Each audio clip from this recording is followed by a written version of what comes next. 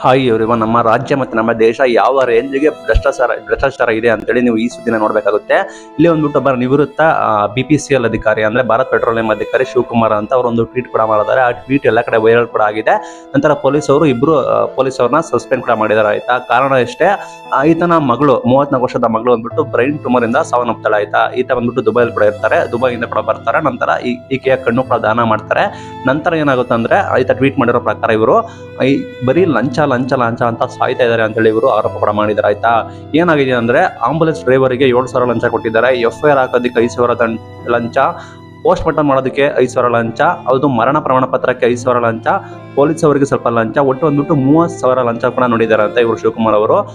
Ambulance ಅಲ್ಲಿ ಬಾಡಿಗೆ ಇರುತ್ತಾರ ಅದಕ್ಕಿಂತ ಹೆಚ್ಚು ವಸೂಲಿ ಕೂಡ ಮಾಡಿದ್ದಾರೆ ಅಂತ ಈ ರೀತಿ ಇವರು ಆರೋಪ ಕೂಡ ಮಾಡಿದ್ದಾರೆ.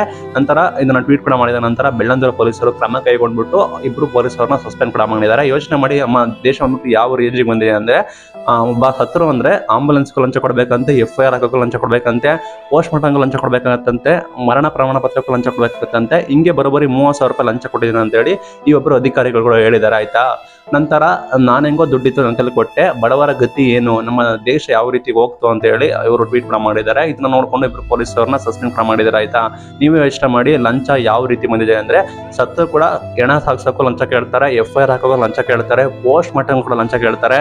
ನಂತರ ಪೋಸ್ಟ್ ಮಾರ್ಟಮ್ ಆಯ್ತು, ಮರಣ ಪ್ರಮಾಣ ಪತ್ರಕ್ಕೂ ಲಂಚ ಕೇಳ್ತಾರೆ, ಪೊಲೀಸ್ ಅವರಿಗೂ ಲಂಚ ಕೊಡಬೇಕಾಗುತ್ತಂತೆ. ಈ ರೀತಿ ನಮ್ಮ ದೇಶ ಕೂಡ ಬಂದಿದೆ. ಇದರ ಬಗ್ಗೆ ನಿಮ್ಮ ಅಭಿಪ್ರಾಯ ಏನು, ಕಮೆಂಟ್ ಮೂಲಕ ತಿಳಿಸಿ. Thank you.